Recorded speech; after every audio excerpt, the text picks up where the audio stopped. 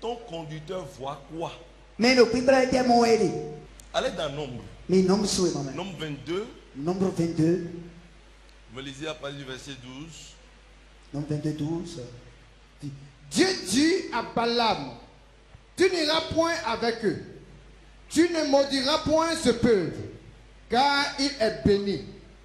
Balaam se leva le matin et il dit au chef de Balak, allez dans votre pays, car l'Éternel refuse de me laisser aller avec vous.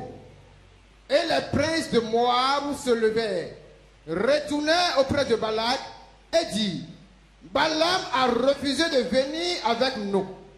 Balak envoya de nouveau des chefs en plus grand nombre de plus considérés que les précédents. Ils arrivèrent auprès de Balaam et lui dirent, ainsi parle Balak, fils de Zippor, que l'on ne t'empêche donc de venir vers moi, car je te rendrai beaucoup d'honneur et je ferai tout ce que tu me diras.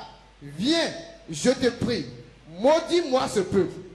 Balaam répondit et dit aux serviteurs de Balak, quand Balak me donnerait sa maison pleine d'argent et d'or, je ne pourrais faire aucune chose, ni petite ni grande, contre l'ordre de l'Éternel, mon Dieu. Maintenant, je vous prie, restez ici cette nuit, et je saurai ce que l'Éternel me dira encore. Dieu vint à Balaam pendant la nuit et lui dit, puisque ces hommes sont venus pour t'appeler, lève-toi, va avec eux, mais tu ne feras ce que je te dirai. Balaam se leva le matin, sella son ânesse et partit avec les chefs de Moab. La colère de Dieu s'enflamma parce qu'il était parti. Et l'ange de l'Éternel se plaça sur le chemin pour lui résister. Balaam était monté sur son ânesse et ses deux serviteurs étaient avec lui. L'ânesse vit l'ange de l'Éternel qui se tenait sur le chemin, son épée nue dans la main. Elle se détourna du chemin et alla dans le champ. Balaam frappa l'ânesse pour la ramener dans le chemin. L'ange de l'Éternel se plaça dans un sentier entre les vignes. Il y avait un mur de chaque côté. L'ânesse vit l'ange de l'Éternel, elle se serra contre le mur et pressa le pied de Balaam contre le mur. Balaam la frappa de nouveau. L'ange de l'Éternel passa plus loin et se plaça dans un lieu où il n'y avait point d'espace pour se détourner à droite ou à gauche. L'ânesse vit l'ange de l'Éternel et elle abattit sous Balaam. La colère de Balaam s'enflamma et il frappa l'ânesse avec un bâton. L'Éternel ouvrit la bouche à l'ânesse et elle dit à Balaam, que t'ai-je fait pour que tu m'aies frappé déjà 3 fois? Balaam répondit à l'ânesse, c'est parce que tu t'es moqué de moi. Et j'avais une épée dans la main, je te tuerai à l'instant. L'ânesse dit à Balaam, ne suis-je pas ton ânesse que tu as de temps en temps monté jusqu'à ce jour? Est-ce l'habitude de te faire ainsi? Et il répondit, non. L'Éternel ouvrit les yeux à Balaam, et Balaam vit l'ange de l'Éternel qui se tenait sur le chemin, son épée nue dans la main, et il s'inclina et se prosterna sur son visage. L'ange de l'Éternel lui dit, pourquoi as-tu frappé ton ânesse déjà 3 fois? Voici, je suis sorti pour te résister, car c'est un chemin de perdition qui est devant toi. L'ânesse m'a vu et elle s'est détournée devant moi déjà 3 fois. Si elle ne fut pas détournée de moi, je t'aurais même tué et je lui aurais laissé la vie. Balaam dit à l'ange de l'Éternel, j'ai péché, car je ne savais pas que tu te fuses placé au-devant de moi sur le chemin. Et maintenant, si tu me désapprouves, je m'en retournerai.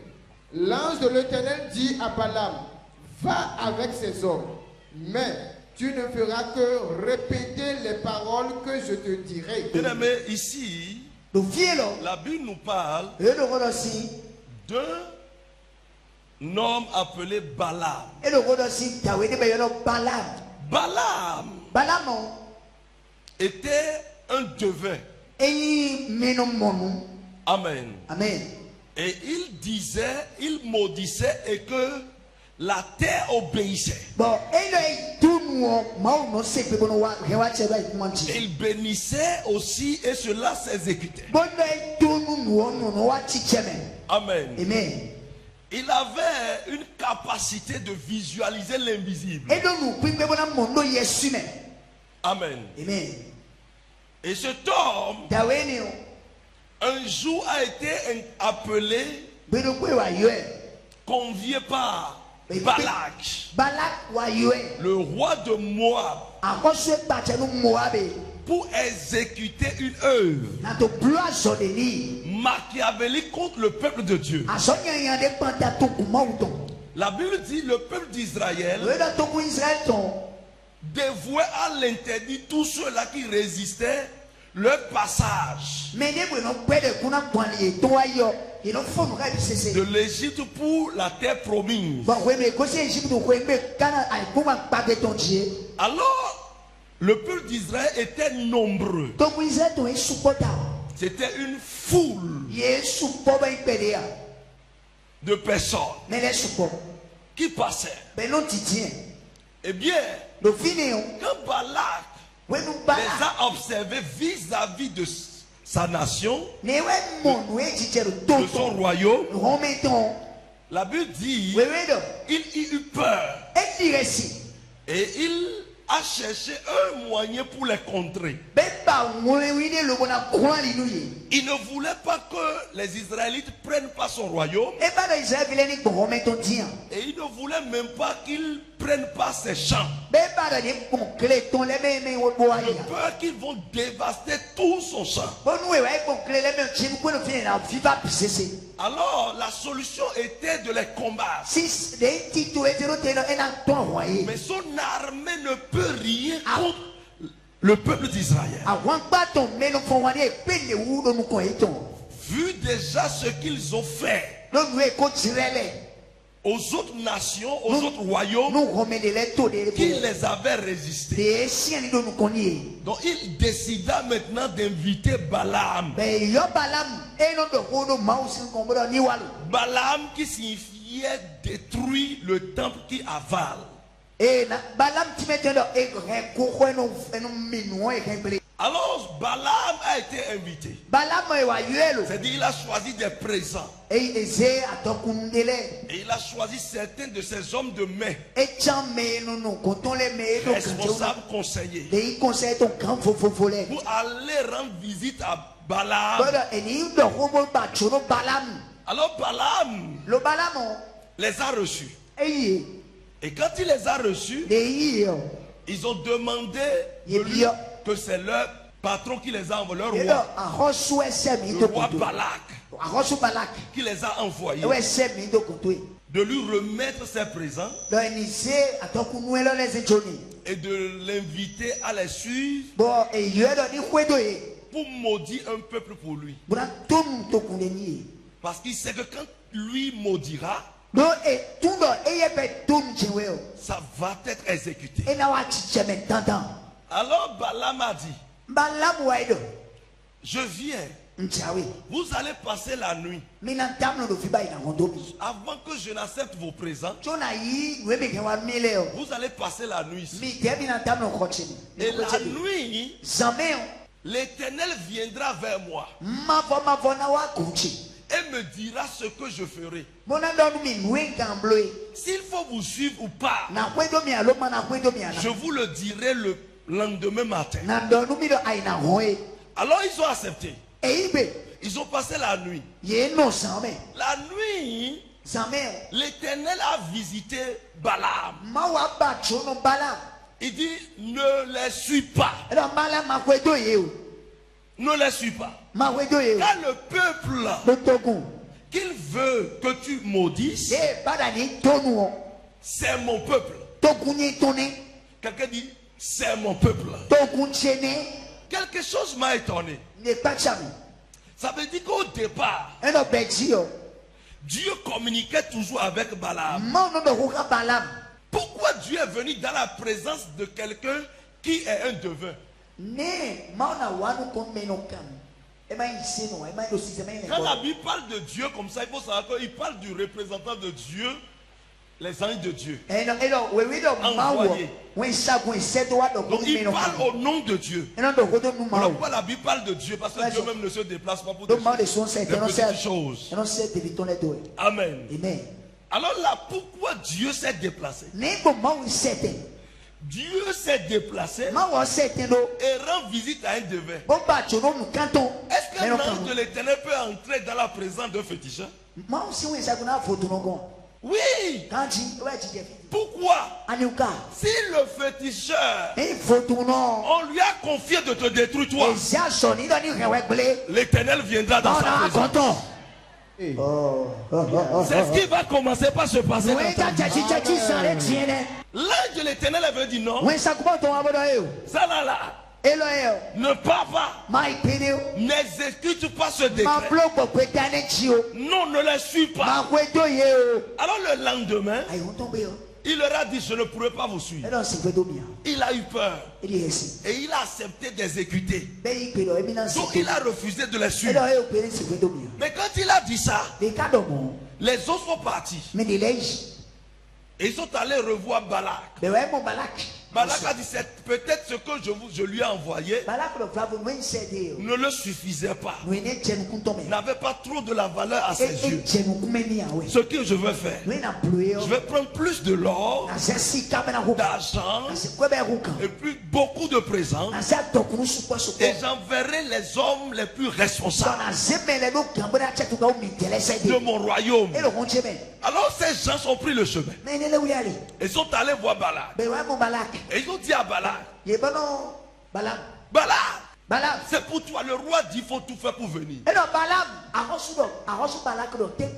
Il faut tout faire pour venir. C'est important pour moi. Vu la considération que le roi avait pour lui, Balaam a vu de l'or, les présents et les responsables qui sont venus. Alors il dit, ça là, restez là. Je vais encore prier. La nuit, je vous dirai ce que l'ange de l'Éternel me dira. La nuit, Dieu est venu dans sa présence au travers de son ange. Il dit, Balaam, il faut partir. Balaam, il faut aller. Seulement, tu diras ce que je te dirai. Mais il ne savait pas qu'il a activé la colère de Dieu. Quand Dieu te fait une défense, respecte. Dieu ne peut jamais descendre te refuser quelque chose. Mais il ne prendra pas sa parole pour te refuser quelque chose. Il ne prendra pas son serviteur pour te refuser certaines choses. Mais est-ce que tu obéis? Est-ce que tu obéis? Est-ce que tu obéis? Bien aimé dans le Seigneur, ce qui tue beaucoup de nos compatriotes, beaucoup de nos fidèles, c'est que ce qu'ils ont dans le cœur, c'est ça, ils veulent que toi tu exécutes. Je vais vous dire une chose. Balaam, Dieu sait, avant de lui dire, vas-y, quand Dieu te refuse, ne fais plus telle chose. Écoute, que ta passion ne t'emporte plus. exécute ce que Dieu te dit. La Bible dit, les deux, Balaam a accepté aux autres. Et Dieu m'a dit d'aller. Dieu a dit d'aller. Mais est-ce que Dieu a souri? Est-ce que sa gloire est restée dedans? Est-ce que c'est dans sa présence effective? Est-ce qu'il a accepté réellement? C'est comme ça que Balaam a pris le chemin. Ses serviteurs et lui. Et il est monté sur une ânesse. Et il a pris le chemin. Sur le chemin, quelque chose s'est produit. L'ânesse s'est déviée du chemin. Et s'est retrouvée dans une vigne. Entre des vignes. Et c'est comme ça. Il y a une mue de part et d'autre. Alors qu'est-ce qui s'est produit? L'ânesse étant venue là, cherchait à dévier toujours. Elle dévie, Balaam le fouettait. Il lui donne un fouet. Mais pourquoi tu fais ça? Il la fouettait au point où l'ânesse ne peut plus supporter les coups qu'elle recevait. Alors, l'ânesse, au lieu d'évoluer, s'est choisie de s'affaisser. Amen. Et ne plus évoluer. Malgré cela, Balaam donnait des coups de fouet. Pourquoi tu ne prends pas le chemin? Et tu dévis. Voici, tu es dans deux murs. Au lieu de suivre le passage, tu t'es affaissé.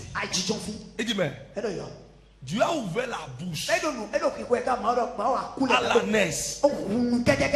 Mon frère, je vais fuir.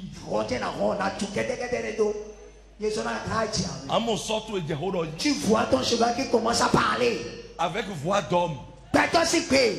Mon frère, même si tu es prophète, tu vas fuir. L'ânesse que toi tu utilisais depuis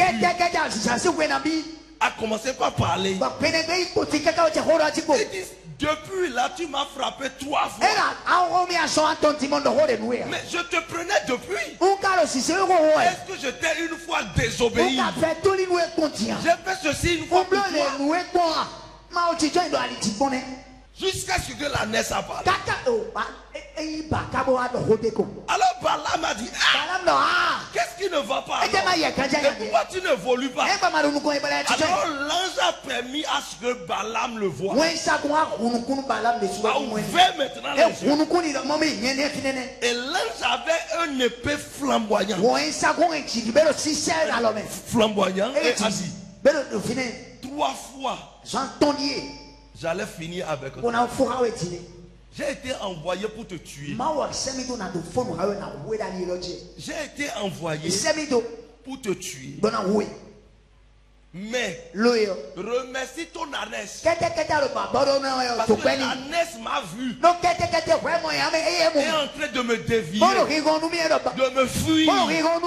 Chaque fois que je viens me pointer, il déviait. Remercie ton ânesse. Remercie ton ânesse.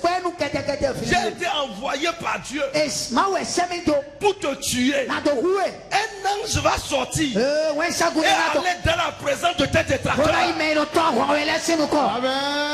Je reçois ça. L'ange ira devant ceux-là qui en veulent à ta vie. Au nom puissant de Jésus. Et bien, qu'est-ce qui s'est passé? Il dit, je ne savais pas. Mais c'est Dieu qui lui a dit, bon, il faut partir, non? Dieu ne peut pas te parler 2 fois. Quand Dieu t'avertit, te dit, respecte, c'est tout. Écoutez-moi. Beaucoup de personnes sont mortes. Et surtout serviteurs de Dieu. Parce qu'ils veulent plaire au peuple. Beaucoup ont perdu leur grâce. Beaucoup ont perdu même la puissance.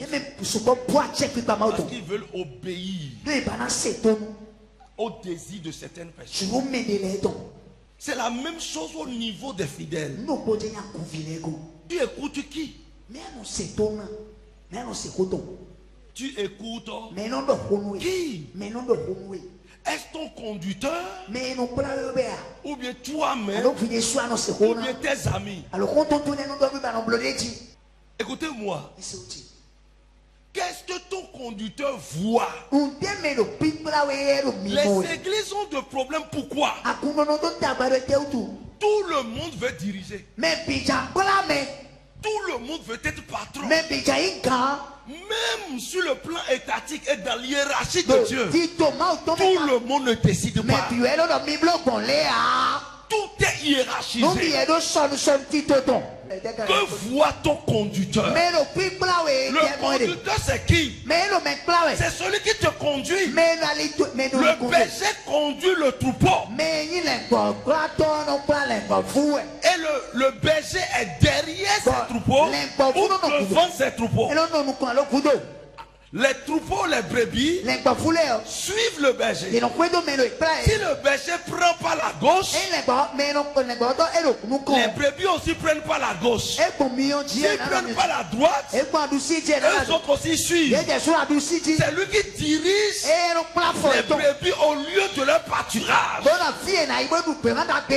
Mais si une brebis décide de ne pas suivre son berger, il risque de tordre sa vie, de détruire sa vie, parce qu'il prendra sa direction où les ennemis peuvent l'attaquer. Si voici, tu prends quelle direction? Ce qui détruit les églises, c'est parce que dans les communautés, tout le monde est intelligent. Non, nous on adorait Dieu il y a longtemps. Ça ne se passe pas comme ça. Comment un serviteur de Dieu peut agir de la sorte? Comment il peut décider? Non, on fera tout possible pour faire échouer ceci. Car ce n'est pas nous notre désir. Bien aimé dans le Seigneur, écoutez-moi. Balaam allait perdre sa vie. Beaucoup de prophètes sont morts. Beaucoup de pasteurs sont morts. Parce qu'ils veulent être commandés au lieu de suivre leur vision. Et qu'est-ce qui a tué Balaam? C'était les présents. L'argent a fait de lui un faux prophète. Beaucoup de gens viennent à l'église. C'est dit, ils vont mettre l'argent devant. Le soutien qu'il veut faire pour s'approcher de toi. Qu'est-ce qu'il veut faire? Il veut te dompter. Examine-les. Écoutez-moi correctement. Balaam a vu l'argent. Il a vu les présents. C'est ça qui a fait qu'il veut l'obliger Dieu. Beaucoup ont échoué dans leurs entreprises. Parce qu'on leur a dit, ça ne fait pas, ça ne suit pas. Et ils ont suivi. Non, ça c'est le prophète qui a parlé. Moi mon désir c'est que aujourd'hui, ils ont échoué à cause de cette désobéissance. Vous voyez, quand il pleut, ça fait quoi pour lui? Ça le protège contre la pluie. Aussi contre le soleil, la chaleur, les rayons. Amen.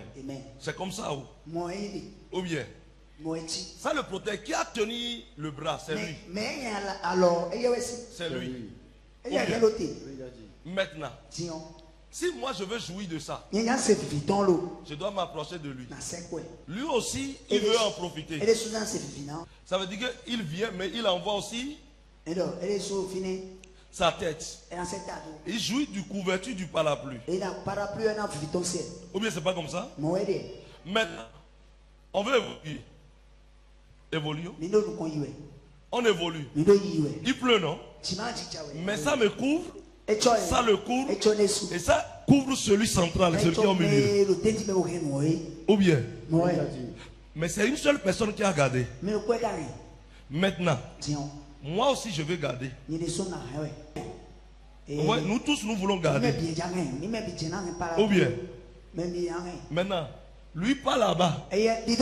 Moi je pars ici. Toi va devant. Ça peut aller. Qu'est-ce qui va se passer? Ça va se déchirer. Ça va se déchirer. C'est ça une église. La vision d'une église, c'est une seule personne qui a ça. Et que Dieu suscite les autres à se greffer. Tu es fidèle ici. Il n'y a rien que moi je puisse te dire pour te convaincre pour que tu sois fidèle. Donc Dieu t'a suscité pour que tu sois là. Même si j'ai semé la parole, il a fallu que Dieu décide d'arroser pour que tu sois là. Maintenant quand tu es venu, tu jouis de la grâce de la vision. Tout le monde jouit de ça.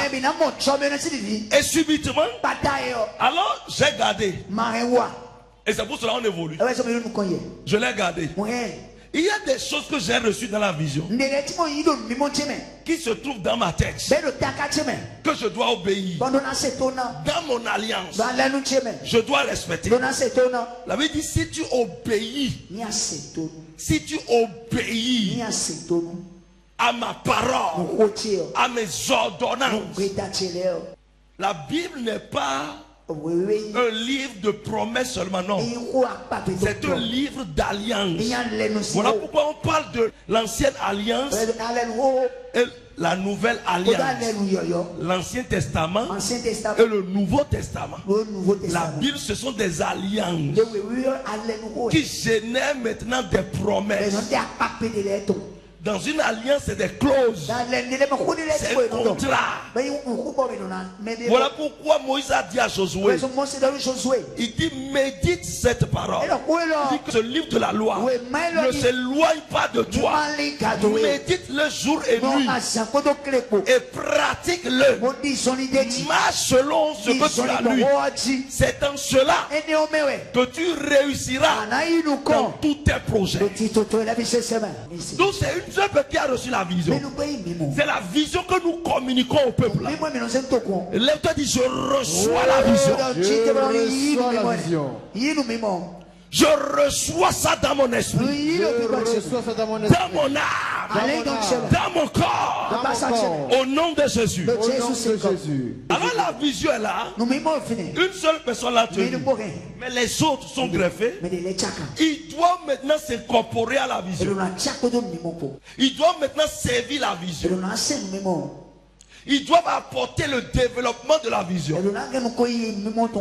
Ils doivent pousser la vision à aller, à se concrétiser. Mais si le bras qui a gardé la vision, les autres qui viennent ont commencé par discuter, ça veut dire qu'ils veulent communiquer leur vision. L'alliance ne sera plus respectée. Conséquence, la vision sera déchirée et l'église tombe. En cela, Dieu ne marche plus dans votre présence. Dieu ne t'invient plus. Beaucoup cédent à ça. Beaucoup veulent diriger la vision. Beaucoup veulent montrer que ce sont eux le maître de la vision. Non. En ce moment, vous allez tomber. Voilà pourquoi dans un foyer, Dieu dit femme soit humble. Parce que la vision du foyer, c'est l'homme. Si un foyer, la femme commence par prendre le dessus et que c'est la femme qui décide, sachez que le foyer là est mort. Le foyer là aura de quoi. Ne pratiquez jamais la parité dans vos foyers. Parité est sur papier. J'ai souvent dit ici, une femme autoritaire, femme célibataire. Amen. Amen. Bien aimé dans le Seigneur, Balaam voulait suivre. Et il risquait sa vie. Il faut obéir au désir de quelqu'un pour échouer ou bien pour perdre son Dieu. Ou il faut obéir à Dieu et perdre les hommes. Qu'est-ce que vous choisissez? Hein? Mais pourquoi vous n'obéissez pas à Dieu? Et que vous aimez obéir à vos amis? Écoutez-moi. Même si c'est celui-ci qui amène celui-ci dans l'église, hein? Tu t'as déjà montré le chemin. Celui qui t'a gagné, il t'a déjà montré le chemin de Christ. Suis la parole et non ce que lui te dira. Quand un jour il peut devenir un point d'achoppement aussi pour toi, comment adores-tu ton Dieu? Qu'est-ce que ton conducteur voit? Dans Hébreux 13, le verset 17, il a dit quoi? Il dit obéissez à vos conducteurs et ayez pour eux de la déférence, car ils veillent sur vos âmes comme devant en rendre compte. Qu'il en soit ainsi, afin qu'ils fassent avec joie et non en gémissant, ce qui vous ne sera d'aucun avantage. Beaucoup de gens aiment que leur leader, quand la Bible parle de conducteur, c'est le berger que Dieu a mis devant toi. Il souffre, il vit le chagrin, qu'il échoue dans ses projets. Et là tu es en joie.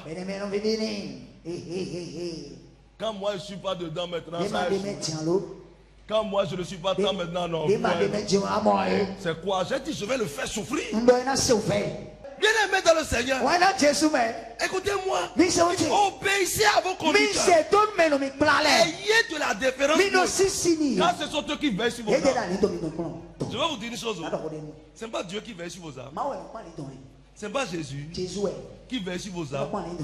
Mais là pourquoi il dit, car ce sont eux qui veillent sur vos âmes. Ça veut dire quoi? Dieu vit sous une alliance et une lignée de paternité. Il dit à cause de mon alliance avec Abraham, avec Jacob, avec Isaac, je viens, je suis descendu pour te libérer. Quand ton père spirituel, ton berger, s'est agenouillé pour dire Seigneur, veille sur moi, il demande que le Seigneur veille sur tous ceux qui sont alliés à lui. Veille sur le peuple que tu m'as confié. C'est pas une chose simple. C'est une alliance. Tu peux posséder un don en toi, un ministère en toi. Mais si tu ne vis pas dans l'alliance, tu vas voir que tu seras là, mais ça ne va pas se manifester. Ça ne va pas se manifester. Et bien là, en ce moment, tu dois plus écouter Dieu que les hommes. Beaucoup veulent écouter les hommes. Beaucoup. Combien de fois tu as déjà consulté Dieu avant de commencer quelque chose? Combien de fois tu as déjà consulté Dieu? Même le roi David consultait Dieu avant de sortir pour aller pour chasser un trou. Jean 14, le verset 6. Il dit je suis le chemin, la vie, la vérité. Nul ne peut aller au Père sans prendre par moi. Tu ne peux rien sans consulter Jésus. Jésus est notre conducteur à nous tous. Est-ce que ce que tu veux faire, est-ce que ça profite le royaume? C'est la question que tu dois te poser. Il Il y a plusieurs manières de se battre. Lorsque ta soeur est assise comme ça, et quand tu viens à l'église, on voulait te placer à côté, et il y a déjà des palabres entre vous, ou bien tu ne la disais pas, tu viens seulement quand on veut te plaire. Tu n'es pas chrétienne. Si vous êtes de la même église et il y a un problème entre vous, avant que tu ne fasses ton entrée ici, tu as déjà oublié ça. Parce que vous voulez adorer le grand Dieu.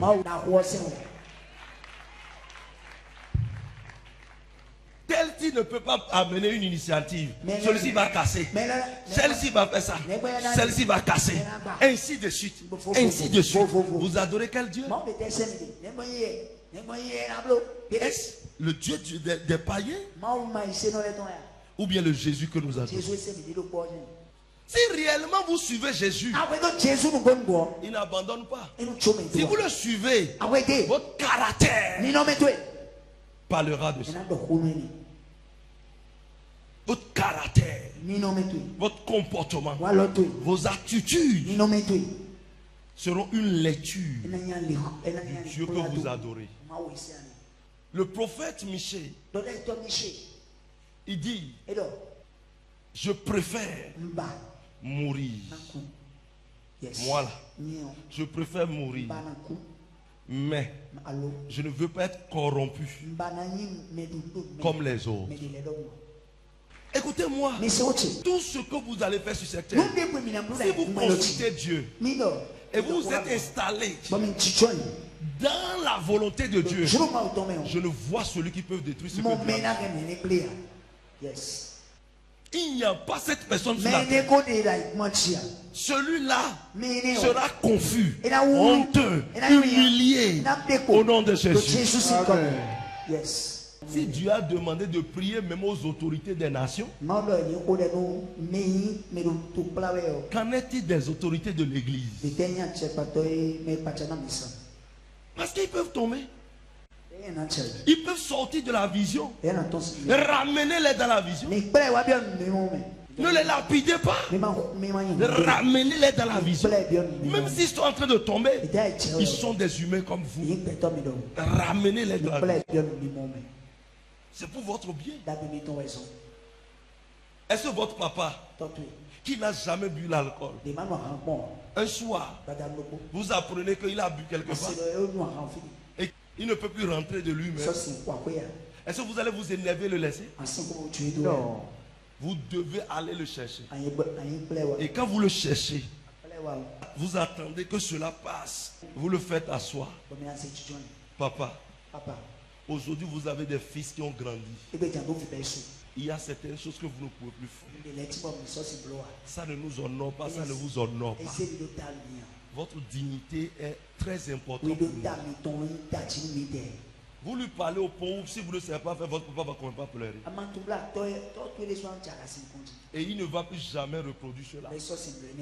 Tu l'as sauvé, tu l'as délivré. Mais quand il vient comme ça, il dit non, non, non, laissez-le, il n'a qu'à le tuer là-bas. Laissez-le, il n'a qu'à le tuer là-bas. Je vais vous dire une chose. Aimez ceux qui vous dirigent, qu'ils vous haïssent. Vous allez arracher le manteau. C'est le secret. Puis arracher le manteau, c'est pas que Jésus ne l'aime pas. Tous les prophètes qui ont reçu un manteau, leur maître ne les a pas aimés. Mais eux autres, ils aiment le maître. Bien aimés dans le Seigneur. Priez. Priez. Priez pour vos conducteurs. Ne les agacez pas. Amenez-les s'ils sont en train de tomber. C'est pour votre bien. Bien aimé dans le Seigneur. Tu suis qui? Et qu'est-ce qu'il voit? Moi, je vais vous dire une chose. Le jour où le fleuve se sépare de la mer, le fleuve sèche. Je vous dis la vérité. Dieu voit l'alliance de la source pour travailler. Vous allez voir Papa Timo Joshua, beaucoup parlent contre, beaucoup font ceci. Mais je vais l'honorer jusqu'à ma mort. Personne ne peut remuer la main et guérir quelqu'un s'il n'a jamais vu Papa Timo Joshua faire. Même les grands qui venaient évangéliser, les Renard Bonquet, ils ne délivraient pas comme ça. Quand ils prêchent, ils demandent que l'Esprit de Dieu agisse. Et les miracles commencent par se produire. Ça veut dire quoi? Il a le don, mais la manifestation diffère. C'est comme si vous avez votre voiture. Il a RAV4, j'ai RAV4. Dans son quartier, c'est les goudrons. Il décide de prendre pas les goudrons. Mais chez moi, c'est les rues non bitumées. Ou les pavés. Moi, je ne prends pas pavé. On conduit même voiture. Mais le lieu où l'on conduit, ça diffère. C'est tout. Tous les jours que Dieu fait, dites-vous que ce que je fais, est-ce que ça suit Jésus qui est devant moi? Les gens ne veulent plus adorer le Seigneur aujourd'hui en suivant Jésus, mais ils veulent adorer en suivant les hommes. Tous les jours, tu dois regarder Jésus sur la croix. Est-ce que ma vie est avec Jésus? Est-ce que je suis en train de sortir? Beaucoup sont à l'église. Ils vont donner des pailles pour qu'on fasse des choses pour eux. D'autres sont à l'église. Ils ont encore les amulettes des jumeaux. Beaucoup sont à l'église. Ils ont encore des talismans. Beaucoup sont à l'église. Ils ont encore des pailles kabbalistiques. Beaucoup sont à l'église à cause des moyens financiers. Alors ils acceptent des loges. Je vais vous dire une chose. Tout ce que tu dois faire, que tes yeux suivent ton conducteur. Moi, je ne suis que conducteur charnel. Mais Jésus est le vrai conducteur. Si tu le suis, ce que tu veux faire, suis-le. Est-ce qu'il accepte? Et comment tu vas savoir s'il accepte ou pas? Ce n'est pas seulement les songes et autres. C'est ici. C'est dans ça. La parole. Est-ce que c'est dedans? C'est dedans? Est-ce que c'est dedans de venir à Orijiji et d'aller chez les féticheurs? C'est dedans? Non. Est-ce que c'est dedans de haïr ton frère avec qui tu viens à l'église? Non. C'est dedans de faire des complots contre ton frère. Vous adorez le Seigneur ensemble? C'est dedans? Non. Dis voisin, est-ce que c'est dedans? Voisin, est-ce que c'est dedans? Si ce n'est pas dedans, alors quitte là où tu es et viens sur le chemin.